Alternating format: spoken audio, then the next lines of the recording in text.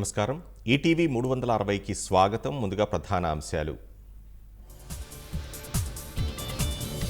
గాజువాక చంద్రబాబు సభలో రాళ్లు విసిరిన దుండగులు. చిల్లర పనులు చేస్తే ప్రజలే తరిమి కొడతారని అధినేత హెచ్చరిక.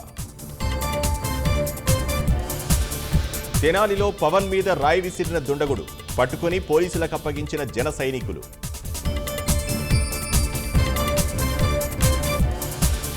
సీఎంపై దాడి ఘటన వివరాలు అడిగిన కేంద్ర ఎన్నికల సంఘం. 6 బృందాలతో దర్యాప్తు చేస్తున్నట్లు ఈసీకి విజయవాడ సిపి నివేదిక. జగన్పై దాడి కేసును సీబీఐతో విచారణ జరిపించాలన్న తెలుగుదేశం. భద్రతలో విఫలమైన డీజీపీని తొలగించాలని సీఈఓకు నేతల ఫిర్యాదు.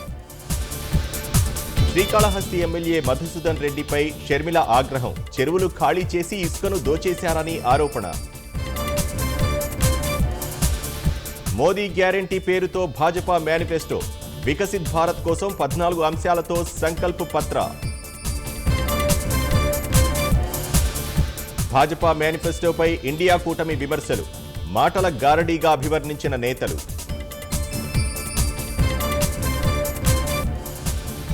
ఇజ్రాయెల్పై డ్రోన్లు క్షిపణులతో విరుచుకుపడుతున్న ఇరాన్. దౌత్య మార్గంలో హింసను విడనాడాలని భారత్ పిలుపు.